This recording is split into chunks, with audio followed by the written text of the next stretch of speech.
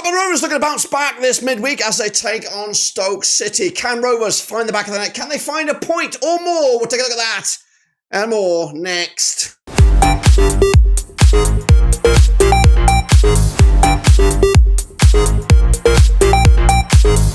That's right, folks, back once again with another preview video. Today it's all about Blackburn Rovers taking on Stoke City at Ewood Park, looking to get back on the right track. Of course, been a grim couple of games for Blackburn Rovers. In fact, it's been a grim 6 or so games as we've only scored a couple of goals. Against the Stoke side, who coming into on the back of a resurgent win to maybe see their season moving in the right direction. We'll take a look at it, all of it in a second. If you knew where you've been, smash your subscribe, your one-stop shop for Blackburn Rovers, Championship, World Football, right here under one rooski. That's right. Let's get cracking and have a look at the game itself. It's coming at you this coming Wednesday. Rovers against Stoke at Ewood Park.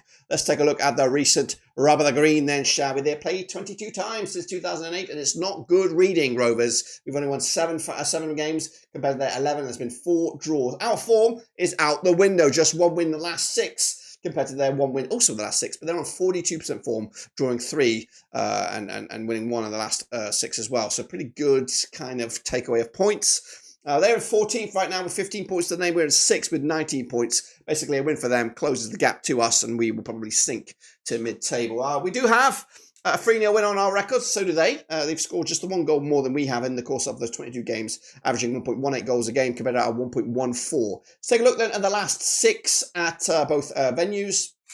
That's about 365 and Ewood Park. It's actually been back-to-back wins last season. We did double over Stoke the first time in a long, long time. Prior to that, though, we'd lost 3 on the bounce against them, so pretty grim stuff. But we will not have the likes of Sammy Smodic with us, who did score in both games last time around. They will have, though, Andrew Moran and possibly Niall Ennis against us as well. So it's actually a very familiar looking some players there with Ashley Phillips, Moran, who else was in there? Sam Gallagher. I don't think he's fit, but you know, it's very, very much a sort of Rovers cast-offs. But they're doing all right now. They're going to go good with their form. Take a look at the last 6 though at Ewood Park. It's not been great either. Just won once against Stoke in the last 6 at Ewood. Grim, miserable kind of stuff. And it was that last time around. Hopefully Tyrese has a game like that, where we found him back in the next couple of times. Lewis Baker will be cup tied, but right now he doesn't seem to be in the spotlight for Eustace, which is quite frustrating because I think he can offer something that Tronstad, Travis, everyone else can't. I think he's got experience. He could take a dead ball and stuff like that. Have a look at the last 10. It has been back-to-back wins for Rovers. We've got to kind of use that momentum. But realistically, Stoke are a bit of a snotter team, a bit of a bogey team for us. And besides those past couple of wins, it was just 1 win in a handful over the course of the past few matches. If you look at over the long-term history, the last 50, they've won 20. We won 21. It's been 9 draws, and we've scored more goals than they have as well. Take a look at the values then. Our value of a squad is more than that of Stoke's, averaging £1.93 million per player compared to the £1.69 million per player. Their squad is younger than ours. They have more national team players. They have more youth national players, more foreigners compared to us. Well, what about, of course, take a look at the coaches under the spotlight. John Eustace having a 1.49 points per match ratio, and his record against Stoke is good. He's played against them 3 times, and he hasn't lost a game with a 2.33 points per match. Up against Nasius Pelac, who's still ironing out the kinks, just 36 years old, and a 1.22 points per match ratio at the moment. Meanwhile, let's take a look at the squads then. This is for the Stokies right here, right now. This is our squad. And maybe, is it time? Do we look at the goalkeeper? It must be frustrating for Blasov Toff coming in here when we were concerned about our number 1 spot. And Pairs is putting in some displays. And I guess that's what you need. You need him to be at his tip at the top of his best. And without him, this last match could have been on the back of a 4 or 5-0 defeat. Decisions to be made in defence. No Carter, no Wharton. Carl McFadzean hasn't had a sniff. Danny Bafdomham will be expected to play. And then, of course, who's going to be at right back? Callum Britton was on the bench. He did get some minutes, and I do anticipate him to start. Let's take a look then at the rest of the pack here. Campbell pulling the strings, and of course was good. And I would hope to see some changes with the likes of Wyman, Baker. Well, I would like to see Baker, maybe Buckley, other options. Maybe Harry Leonard could get in there. No, Koza Dewsbury is out until the international break anyway, so not much change in that. But this is my lineup I'm going with. Going a bit of a change here with pairs between the sticks, Beck at left back, Britton at right back, Bath and Hyam. I'm sticking with the transfer, Travis and Tronstad with Wyman, Cantwell and Sigurdsson. Refreshing that trio there with Ohashi remaining up top for the time being. Give the guys some service. As for our opposition, it is Stoke with Johannesson, a good set of hands between the sticks over there. Then, of course, we've got the likes of Ashley Phillips, ex-Rover right there. Edna Stevens, Ben Gibson with the double goals this past weekend, amongst others. Into midfield, we got the likes of Ben Pearson, a bit of a shithouse merchant. Lewis Kumas has been pretty good on loan. Where's Moran? He should be on there somewhere. I can't even see him. Lewis Kumas, Taseki Seiko. There's Moran, Wutterberger. And up top, Sangala, Niall Ennis. Well, I don't know about Ennis, but Sangala will not be involved. Tom Cannon has chipped in with a couple of goals of late. So will he find the back of the net against Rovers this time around? This is my lineup. I've gone for Stoke. We've got Johannesson between Six Tishmandu, Phillips, Gibson and Stevens. He's in the fucking Rovers kit there as well. Would you, Adam and Eve? Seiko, Moran, Berger, Manoff, Cannon and Juno up top. That's, of course, my lineup. What about, of course, the key players? Well, we're looking at Tyree Stolen being the star man, value around about 5 million, compared to the back Bell Wilmot, who plays at centre-back, around about just shy of that. His contract has got an extra year, and Dolan needs to sign a fucking deal. Doesn't he, lads? Doesn't he, lads? Let's take a look then at the key players then for you coming into this. Lewis Travis was 7.10. That's our best player performance rating on a third-party basis. Ryan Hedges, Danny Bath are in the top 3. As for Stoke, their best man has been Victor Johannesson with a 7.34.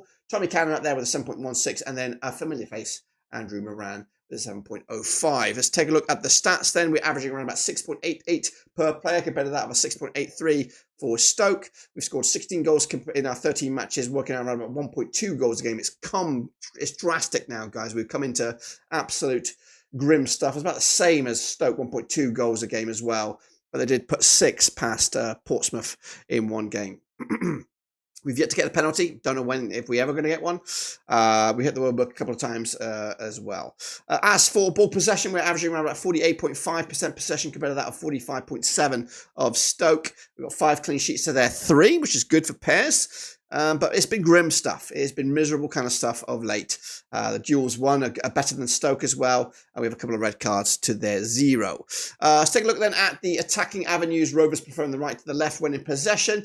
But when we are in possession, it's more in the defensive third than it is in the opposition third. As for Stoke, they prefer the left to the right. And again, I've got similar sort of action zones being more favourable in the defensive third than going forward. So we could be of a similar style of play in this game. Let's take a look at the shot directions then.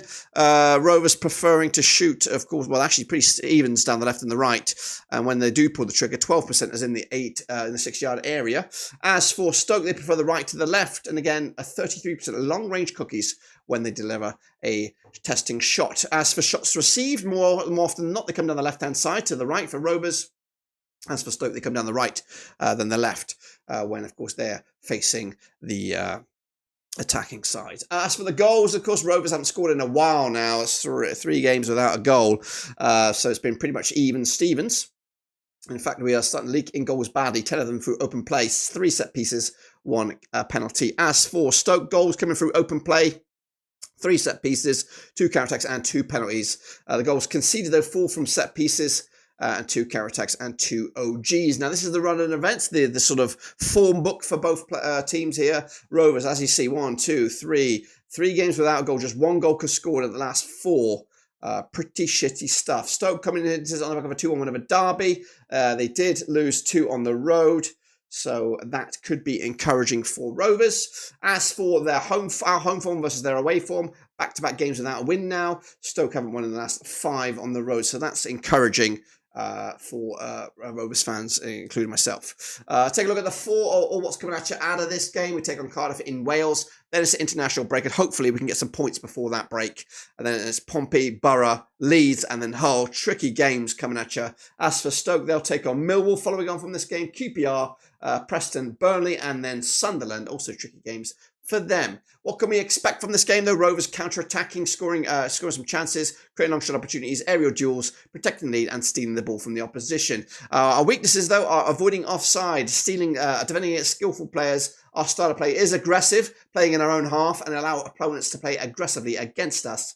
Stoke, though, on the flip side, they come down the wings. They like to create chances with through balls. They like to shoot from free kicks and counter-attack. Their weaknesses, though, avoiding offside, defending counter-attacks, defending set pieces, aerial duels, avoiding individual errors, defending against skillful players, and stopping opponents from creating chances. Their style of play, through balls, they're coming down the left, and they play the offside trap while playing in their own half. The forecast says Rovers will score from a fast break situation and will dominate in the air. We also score from a result of an opposition error and stray offside often. So that's also encouraging news for Rovers. This is the table as of right now. We are still hanging on in there within touching distance of the top 6. As for Stoke, they're down to 16th right now, but a win could actually see them go up to 10th in the table. What else? This is what's going on in the rest of the games. Of course, it is a double match week, or triple match week, depending on how you look at it. With Bristol City against Sheffield United on Tuesday, Oxford Hull joining them, QPR Borough, Sheffield Wednesday Norwich, Plymouth against Portsmouth, and Swansea against Watford. Into Wednesdays, we have Coventry Derby, Millwall Leeds, Preston Sunderland, Luton Cardiff, West Brom and Burnley's on Thursday, but all eyes will be at Ewood Park as Rovers take on Stoke. Pete will be in the watch-along in the hot seat. Appreciate Pete doing the backup there. But what about my gut? What's my gut prediction for this game? Well, it's going to be tight. It's going to be very, very tight. Not much in it. In fact, we are struggling to find goals. I don't believe I'm going for this high of a scoreline for us, but I'm going to go with a 2-1 win. Oh, am I going? No, I think I was going with a 2-1 win. Scrap that. I'm going to go with a 1-0 win. That's correct, because I don't think we're not scoring goals at the moment. If we're going to get a goal, it might be by a set piece. I'm talking about by a dodgy free kick, a penalty, or something like that.